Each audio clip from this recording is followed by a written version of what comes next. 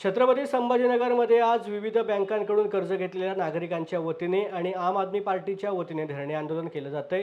छोटे कानी व्यवसाय करणारे नागरिक आणि शेतकरी यांनी विविध बँकांकडून कर्ज घेतलं होतं, मात्र काही तांत्रिक अडचणींमुळे हप्ते वेळेवर न दिल्यामुळे बँकांकडून त्यांच्या प्रॉपर्टी जप्त करण्याचे आदेश जिल्हाधिकारी मार्फत काढण्यात आलेले आहेत। मात्र बँका या मनमानी कारभार करत असल्याचा आरोप पीडितांनी केलाय। शिवाय जप्तीचे आदेश स्थगित करण्याची मागणी देखील आंदोलनकर्त्यांनी केली आहे।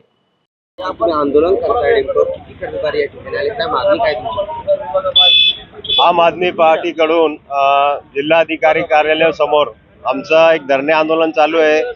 मागणी अशी आहे की शासनाचं सरफेसिंग ॲक्ट म्हणजे शेतकऱ्यांना आणि गरजवंतांना जे सरकारी बँका जे लोन देतात सरकारचे काही त्याच्यामध्ये GR आलेले आहे, कोरोना काळातील असो किंवा आपत्कालीन विषयावर असो, ते कर्ज त्यांनी माफ करायला पाहिजे होते।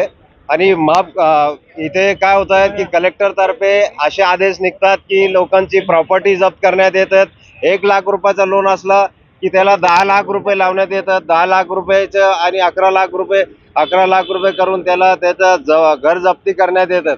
तर आमचा प्रशासनाला आणि मोदी सरकार साहेबाला हे आमचा प्रश्न आहे की तुम्ही एक जागी म्हणतात की गरिबांसाठी घरे मुफ्त देणार, पंतप्रधान आवास योजना आम्ही राबवणार, मग गरिबांना 1, 2 लाख 5 लाख पर्यंतच्या लोनवर त्यांचे घरे जप्तीत करतात। हे कितपत योग्य आहे हे आम्ही शासनाकडून आमची मागणी आहे की सर्वांना हे जप्तीची कारवाई थांबवावी आणि त्यांना न्याय देण्यात यावा ही आमची